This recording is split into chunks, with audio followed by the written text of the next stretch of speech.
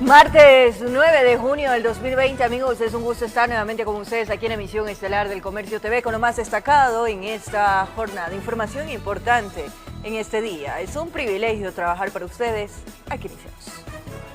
La ministra de Gobierno, María Paula Romo, indicó que Daniel Salcedo y los otros ocupantes de la avioneta siniestrada en territorio peruano volverían al país en calidad de expulsados. En Ecuador, Salcedo es catalogado como prófugo de la justicia. Además, dio positivos para las pruebas de COVID-19.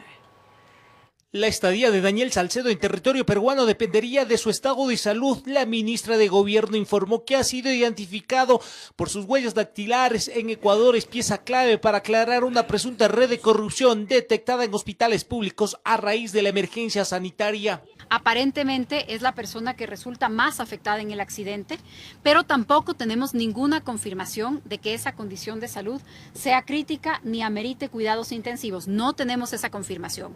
Ese dato de un estado crítico, así como el rumor que circuló esta mañana de que había fugado, no están confirmados. En el país, Salcedo está considerado como prófugo de la justicia, incluso está en trámite la difusión roja, pero según la ministra Romo sería devuelto bajo la figura de expulsión, figura que se podría dar en los próximos días para todos los sobrevivientes de la avioneta. Entre las personas registradas como pasajeros no se encontraba el señor Daniel Salcedo y también de las primeras verificaciones los códigos de la placa no se modificaron en el aeropuerto, se modificaron en algún lugar en el que habría aterrizado luego, probablemente en donde se hace el cambio de pasajeros porque en el primer plan de vuelo consta como piloto el señor Lara y no consta el señor Salcedo. El guayaquileño de 31 años de edad, investigado por presuntas irregularidades en compras hospitalarias durante la emergencia sanitaria, dio positivo para COVID-19. Las policías de los dos países están encargadas de su seguridad, sabría bastante, y es clave para conocer cómo salió del país y su cercana amistad con el ex legislador Dalo Bucarán. Y aparentemente 2 de los pasajeros dieron positivo para COVID en el Perú. Romo reveló que no existe denuncia del presunto robo de la avioneta y explicó la ruta que siguió. Además, descartó que entre las pertenencias hayan encontrado dinero. En ningún momento esta avioneta ni pidió permiso ni tenía permiso para trasladarse hacia el Perú. Viajaba de Guayas hacia la isla Puná. De su parte, la Dirección de Aviación Civil, mediante comunicado, señaló que colaborará con las investigaciones tanto en Ecuador y Perú. En Quito informó Iván Casamen. Y ahora les contamos de última hora, a través del tuit de la ministra de Gobierno María Paula Romo, se informó que el hermano de Salcedo, detenido en la frontera con Perú, entre sus pertenencias aproximadamente se encontraron $40.000 en efectivo. Gracias al trabajo coordinado entre Cancillería, Policía y Fiscalía de ambos países, Daniel Salcedo estará hoy en el Ecuador y a órdenes de la justicia. Ahí tenemos las fotografías de la detención del hermano de Daniel Salcedo. Lo ocurrido con la avioneta ecuatoriana en la localidad de Tumbes abre una serie de interrogantes sobre el control del tránsito aéreo del país, que está en manos de la Dirección de Aviación Civil y también de las Fuerzas Armadas. De acuerdo a los reglamentos que establece la Dirección General de Aviación Civil, para cuando una aeronave quiere despegar, debe presentar un plan de vuelo validado en línea por el personal de la DAG. Quien realiza este proceso es el piloto o técnico de operaciones de vuelo, pues debe tener de antemano un usuario y clave. El vuelo lo controla la Dirección de Aviación Civil, que es la autoridad de circulación aérea. Entre los datos que debe adjuntar está el nombre del piloto y también de los pasajeros. Si es que la documentación está en regla, la información pasa a las dependencias de control de tránsito aéreo desde el aeropuerto o aeródromo para el despegue y de igual manera para el aterrizaje. Sin este documento validado, no puede despegar ninguna aeronave. Y en el caso de las pistas privadas, los dueños de las propiedades son quienes tienen la responsabilidad. Para mantener el control, durante las últimas décadas, la Dirección de Aviación ha implementado al menos 7 puntos con radares en el territorio. En este momento, Guayaquil, Quito, Manta, El Inga, Shelmera, Cuenca y Galápagos tienen radares para cobertura del espacio aéreo. Los radares de la Dirección de Aviación Civil son radares que funcionan para el control del tráfico comercial. Para reforzar la seguridad, las aeronaves deben contar con un transpondedor. Este emite una señal que el radar controlador recibe, la identificación del avión, la altura o altitud a la que está volando, la velocidad. Sin embargo, con toda esta tecnología aún existen limitaciones. Los radares de la Dirección de Aviación Civil no están equipados para detectar aviones a baja altura. No registran un avión que no tenga el respondedor, el transponder prendido. Estos casos que no son detectados quedan en manos de los radares de la Fuerza Aérea, que mantiene 2 centros de mando, uno en Taura y otro en el Tena. Lamentablemente la Fuerza Aérea, a raíz de lo que usted recuerda, el problema que hubo con los radares chinos que no eran compatibles con los otros radares, la Fuerza Aérea no ha logrado lo que se llama el cuadro aéreo identificado.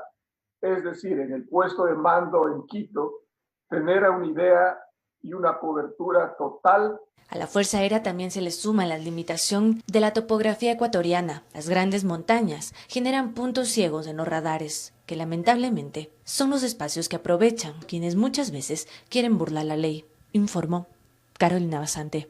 A $30 millones ascendería el perjuicio para el Instituto de Seguridad Social de la Policía Nacional, ISPOL, por la compra, presuntamente con sobreprecio, de terrenos para planes habitacionales.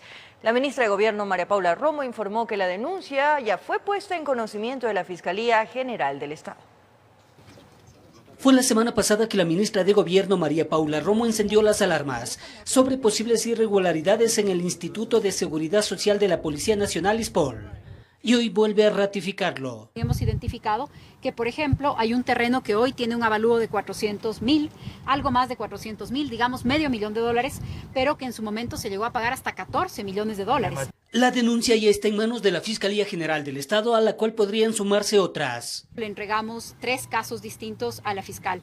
Tenemos otros casos, por supuesto, relacionados con el tema del ISPOL, que vamos a seguir aclarando. Si es que ameritan ser llevados hacia Fiscalía, van a ser llevados. Sin embargo, el abogado Edwin Romero, experto en temas policiales, argumenta que las supuestas irregularidades en la compra de terrenos no es nada nuevo. En el 2014 se registra la adquisición de 2 predios. El uno por $3.104.000 y el otro por $17.027.349.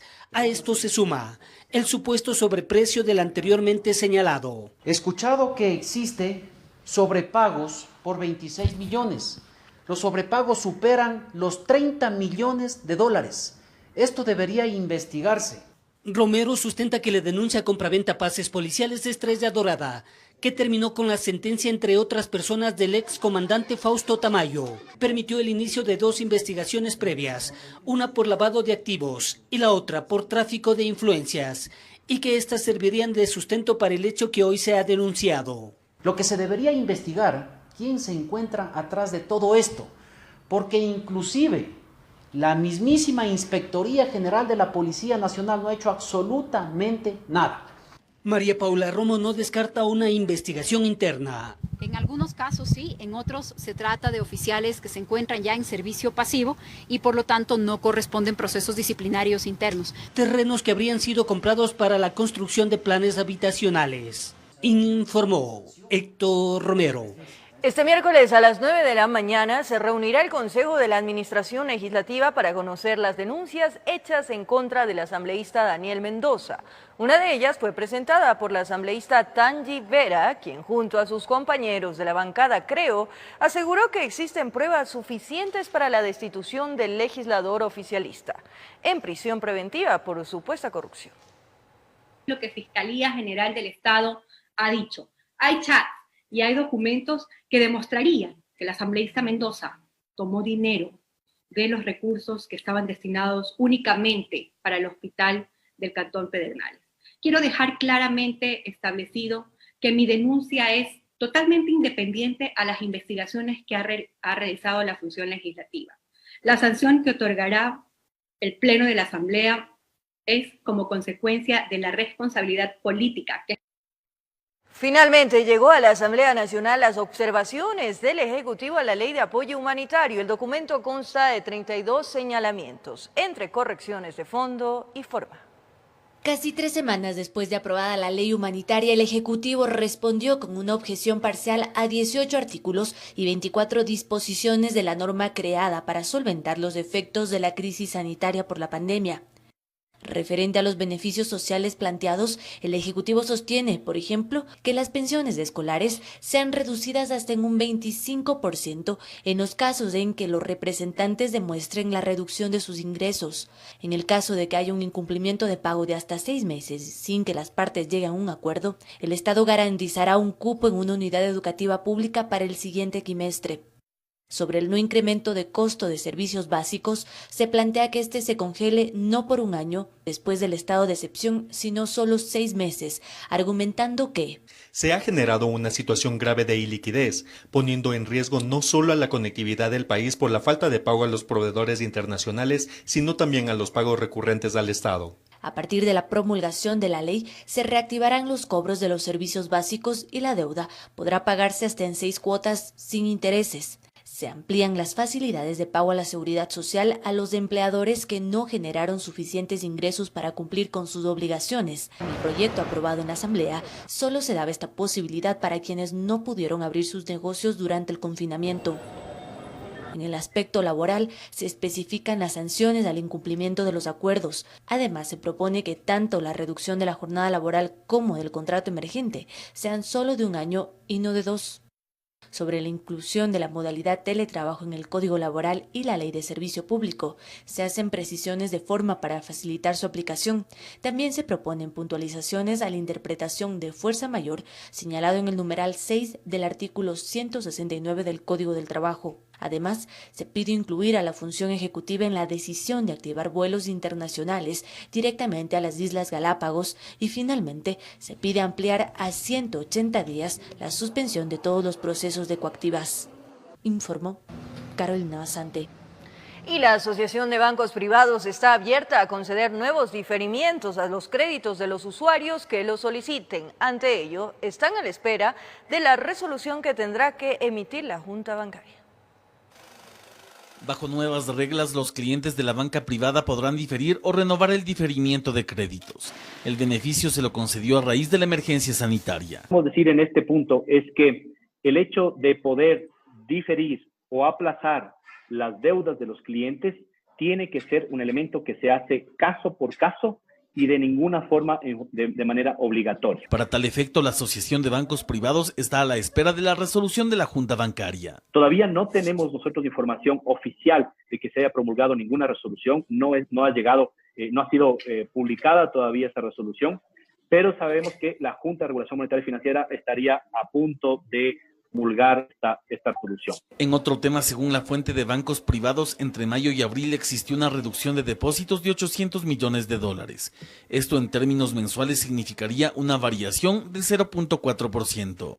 No significa de ninguna forma que durante el resto del año no vayamos a ver reducciones en algunos meses de depósitos, es decir, la liquidez de aquí en adelante agregada en el país y a nivel empresarial y familiar va a ser muy volátil, pero sí tenemos mejores expectativas de las que teníamos, por ejemplo, en el mes de marzo o incluso en el mes de abril, cuando se veía una tendencia negativa en el crecimiento de depósitos.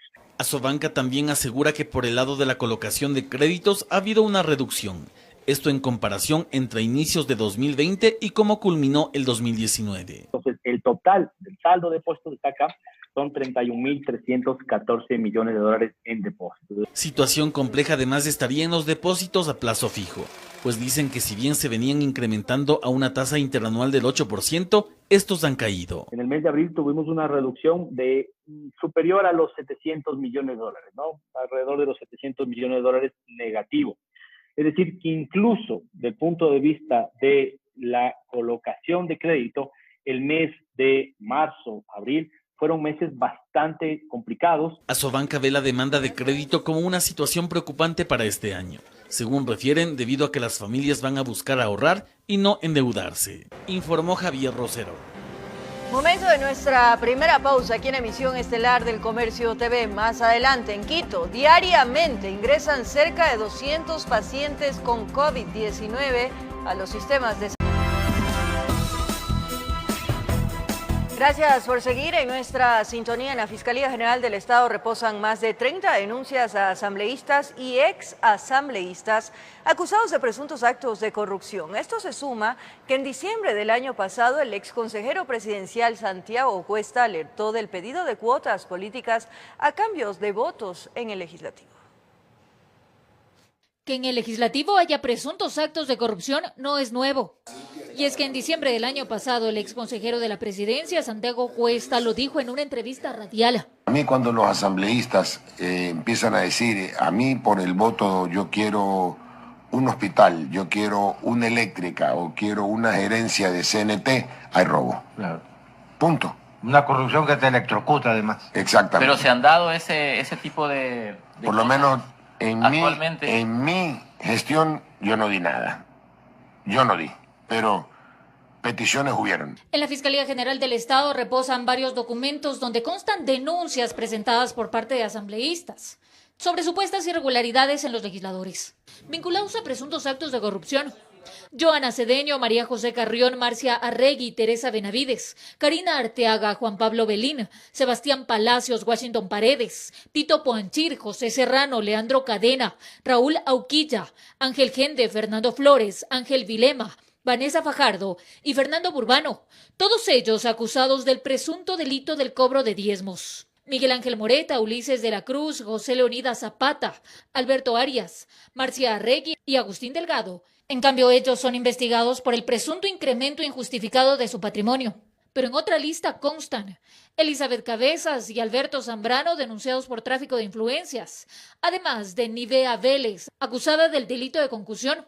Las presuntas irregularidades además le costaron en este periodo el puesto a Ana Galarza, Sofía Espín y Norma Vallejo. Y el último, Daniel Mendoza, quien está preso por delincuencia organizada. Germán Calle, uno de los asambleístas investigados por el presunto delito de uso indebido de bienes públicos, dice que todo se trata de una persecución política. En este caso del bien de la Politécnica, que era el auditorio, por lo cual pagué hasta indicando que había habido proselitismo. Y lógicamente la acepción de proselitismo es hacer campaña. Ahí estábamos en mayo del 2018, no había ni siquiera campaña electoral alguna, era una reunión de carácter interna que tuvimos con el permiso del rector de la institución. Y es que por el momento estas denuncias se encuentran bajo investigación, informó Marilyn Jaramillo. Sobre el coronavirus, atención, en Quito diariamente ingresan cerca de 200 pacientes COVID-19 a los sistemas de salud, por lo que expertos advierten que la ciudad podría tener un pico de contagio en los próximos días. Esto se debería al irrespeto a las medidas de restricción en el semáforo amarillo. Desde que la capital pasó el semáforo amarillo, la frase disciplina para volver no se ha puesto en práctica. Aglomeraciones en paradas y buses del transporte público, reportes de una salida masiva de personas y vehículos pese a ciertas restricciones en la movilidad, podrían desencadenar en una explosión de contagios. Va a incrementarse el número de casos en Quito, va a haber una transmisión continua y si es que se desborda la movilidad, podemos eventualmente llegar a un brote epidémico a final de junio. El epidemiólogo Marcelo Aguilar sostiene que en la comunidad existe una falsa sensación de seguridad para poder circular, sin tomar en cuenta que está activa la transmisión del virus, que puede derivar en una mayor demanda en las casas de salud. Los pacientes no pasan 2 o 3 días, son estadías más largas y eso es complicado porque la rotatividad de estas unidades es baja. Las autoridades de salud advierten que la capacidad hospitalaria en la ciudad está al límite. Hasta el momento solo están disponibles 6 camas para adultos en 4 casas de salud y 11 camas para menores. 95% de ocupación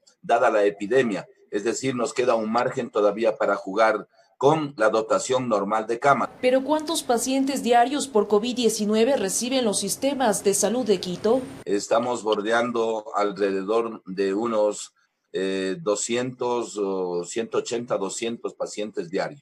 El posible desbordamiento que podrían tener las unidades de cuidados intensivos de los hospitales de la red pública y el registro escaso de cuántos son los pacientes críticos, los epidemiólogos sugieren no relajar las medidas. El aglomeramiento te genera aumento de casos porque estás respetando la normativa que te dicen todos los estudios que si tú no respetas el metro de distanciamiento, la probabilidad de que aumenten y que tengas nuevos casos es mayor. Quito hasta la fecha tiene 4.452 casos positivos para COVID-19. 6 parroquias registran más de 200 casos y 7 superan los 100. El número de fallecidos asciende a 327. En las últimas 24 horas se reportaron 58 defunciones. Informó Priscila Cadena. Preocupante. El máximo permitido de ocupantes por unidad de transporte público es 45 personas. De acuerdo a testimonios de varios usuarios, en horas pico, en algunas unidades se supera esta capacidad, mientras que en ciertas zonas de la ciudad los vehículos circulan vacíos. Hace 7 días, Quito cambió de semáforo rojo a amarillo y con ello el transporte público urbano se habilitó con algunas variaciones para evitar la propagación del coronavirus. Una de ellas, que cada viaje solo se puede efectuar con un máximo de 45 personas, es decir, el 50% del total de la capacidad, pese a que el municipio durante semanas insistió que debía ser solamente el 30%. Las unidades, según la norma INE, es de 90 pasajeros. El municipio de Quito solicitó que sea el 30%, estamos acogiendo a lo que dictan las normas del COE Nacional. En horas pico, este es el panorama usual dentro de las unidades. Los usuarios se sientan en la misma fila con una distancia menor al 1,5 metros sugerido por la OMS. Y cuando ingresan al bus, existen aglomeraciones. Pues tengo firmado y le denuncié a un señor que llevaba muchos pasajeros, más de lo que le correspondía llevar, que es del 50%. Sin embargo, muchos ciudadanos aseguran que el servicio de transporte público es bueno. Ahorita yo vengo desde Pinta, el señor me tomó la temperatura, e incluso ahí al ingreso también del bus se tenía la moquetita, yo no tengo ningún inconveniente. Está más rápido que antes porque se sube uno, se sienta, se baja tranquilamente, nadie le empuja. Mientras otros se quejan del incremento en los tiempos de traslado y la falta de responsabilidad de varios conductores ante la emergencia sanitaria. No está muy fluido y a veces como están con la capacidad del 30%, 50%, algo así, hay que esperar mucho que pase uno con capacidad.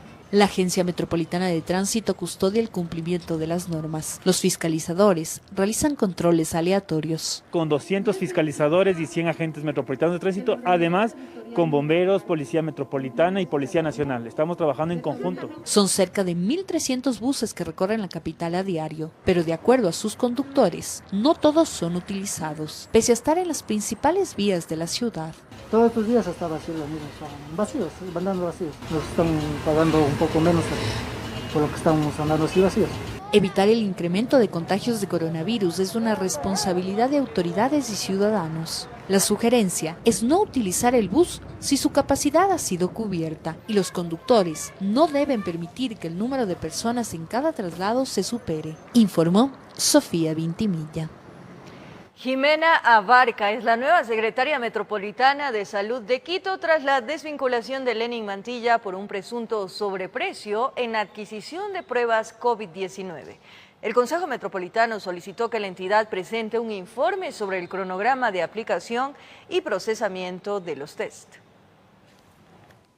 Ante un posible sobreprecio en la adquisición de 100.000 pruebas PCR para COVID-19, fue desvinculado Lenin Mantilla, quien estaba a la cabeza de la Secretaría Metropolitana de Salud. En su reemplazo, Jimena Abarca Durán dirigirá dicha entidad municipal. Según información que consta en el municipio, en su trayectoria en la función pública colaboró con varios proyectos del Sistema Nacional de Salud. Como primera tarea, la funcionaria deberá explicar al Consejo Metropolitano el cronograma planificado para la realización de pruebas PCR, tras una resolución que fue aprobada con 21 votos afirmativos. Próxima sesión, hacer esta exposición con el número de pruebas que hemos realizado, quiénes lo están haciendo las pruebas, cuál es el plan de realización de las pruebas, despejar las dudas que puedan tener los señores concejales. Los ediles presentaron sus observaciones por la falta de aplicación de pruebas a varios sectores como los comerciantes. Ciertas denuncias han llegado al despacho del edil Juan Manuel Carrión. De los comerciantes del mercado mayorista es que solamente se les va a aplicar 80 pruebas, que es un número por demás insuficiente. La concejala Luz Elena Coloma solicitó que se incluya información sobre el procesamiento de los test, como lo realiza el laboratorio de la Universidad Central. El laboratorio ha puesto al cambio muchísimos materiales necesarios para ejecutar las pruebas pruebas que el municipio no tuvo la previsión de adquirir. Dudas sobre a cuántos sectores de Quito se va a realizar las pruebas y si estas caducarían antes de su aplicación, fue la observación del edil Bernardo Abad. No sabemos a quién se va a tomar, cuántas se van a tomar. Estas pruebas pueden caducar. No se van a caducar las pruebas, porque dentro de su contrato, inclusive que las vamos a necesitar hasta el mes de septiembre, pero inclusive dentro de las cláusulas del contrato está la reposición en el caso. Hasta la fecha, el municipio de Quito ha realizado 4.000 pruebas PCR de las 100.000 que adquirió, informó Priscila Cadena. 6 personas fueron capturadas en Manabí tras agredir a policías que realizaban controles de toque de queda.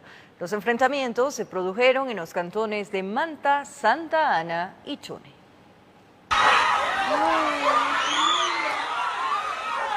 Las imágenes captaron el momento exacto en que la policía intenta controlar un escándalo público. Ocurrió en el barrio Rumiñahui del cantón Manta, provincia de Manabí. El colombiano fue el primero que empezó con el chico el que estaba aquí.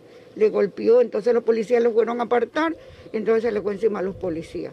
O sea, no ha sido por culpa de ellas que ellos están presos. Es por falta de respeto a la autoridad.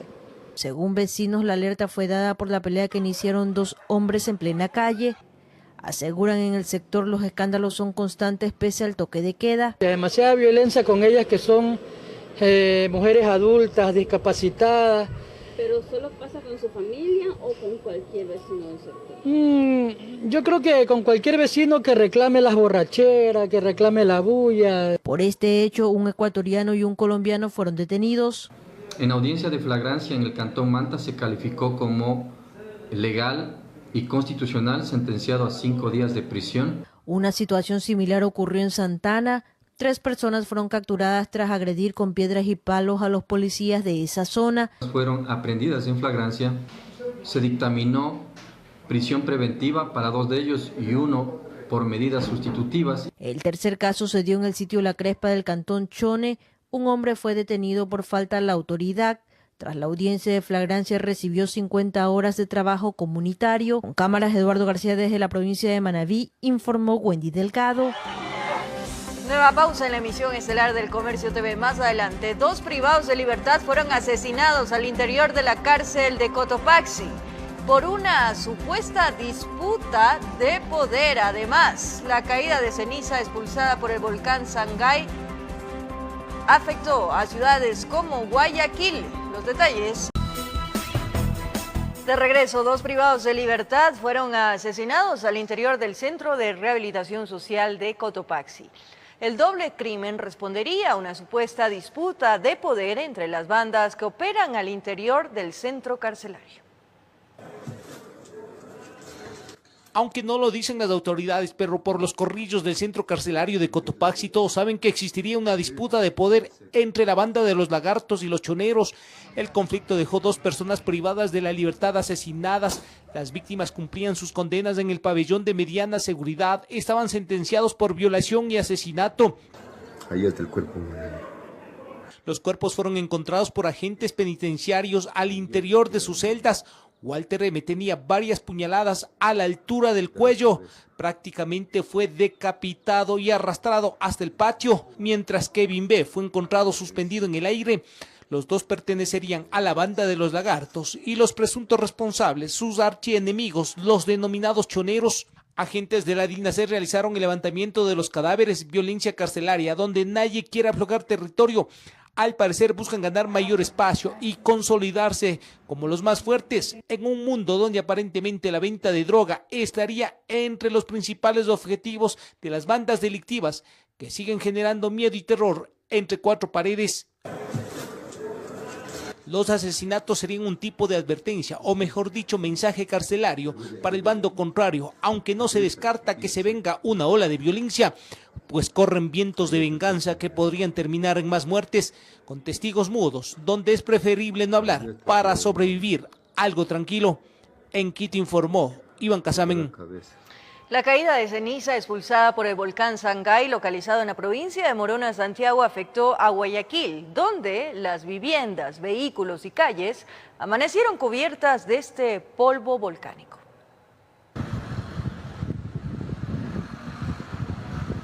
Así permaneció la ciudad de Guayaquil en horas de la madrugada, copada de ceniza tras la actividad eruptiva del volcán Sangay. Estas imágenes circularon desde muy temprano en redes sociales. Videos y fotografías captadas en el norte, centro y sur de la urbe porteña.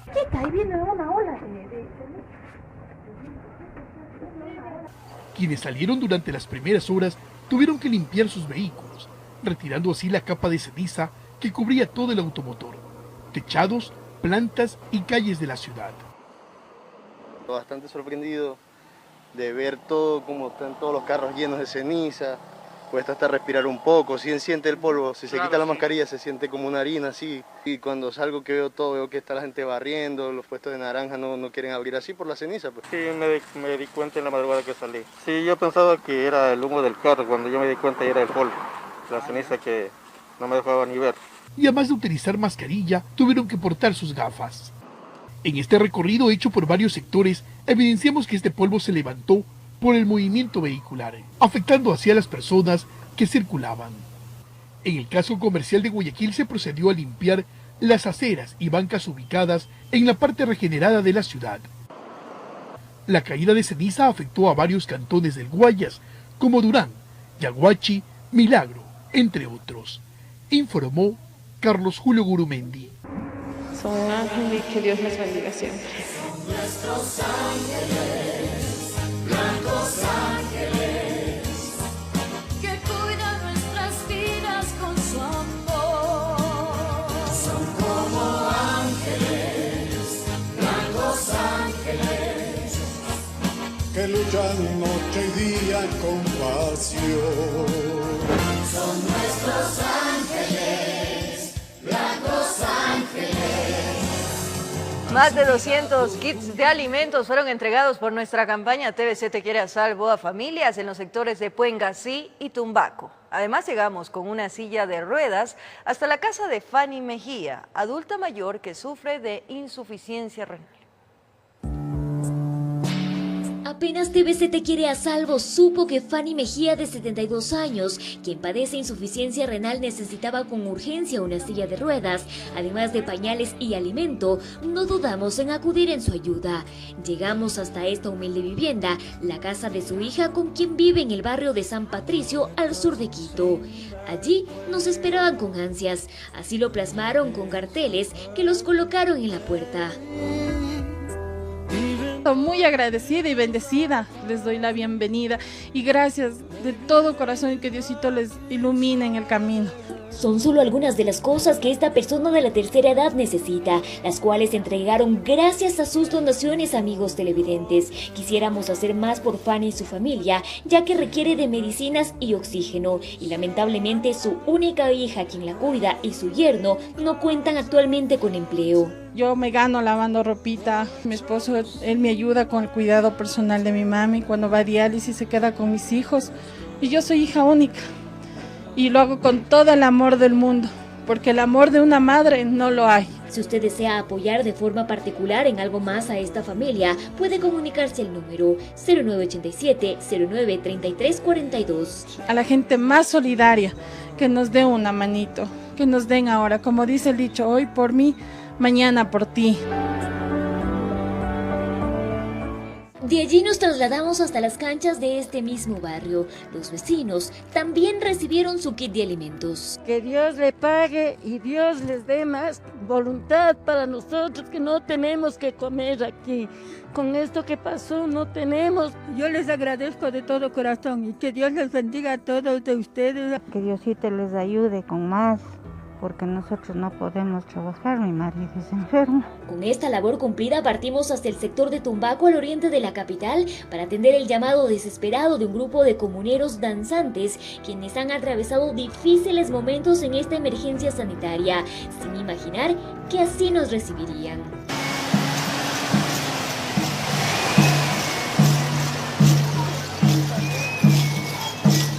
la música, la danza y la cultura que aprendieron de sus padres y abuelos, misma que desde hace 6 años buscan rescatar del olvido. En total son 23 familias que integran este grupo denominado Los Yumbitos. La mayoría vivía de sus presentaciones, pero debido a la pandemia, los ingresos son nulos. No tenemos ayuda de las juntas parroquiales, de nadie. Nosotros, gracias a ustedes que nos han ayudado por primera vez. Canal que ha venido ahora, pues agradezco que primera vez viene a hacer esto. Yo solamente vea que repartían. Es así que cada uno recibió su kit de alimentos. Si usted quiere formar parte de esta campaña solidaria, con la donación sobre todo de alimentos, que es lo que más se necesita, puede comunicarse al número 0999 71 30 78 o hacer un aporte económico a la cuenta corriente del Banco del Pichincha 3267 9682-04 a nombre de la Fundación Jonathan, con el RUC 179200 5574001. Con cámaras de Omar Flores, en Quito informó Adriana Rojas.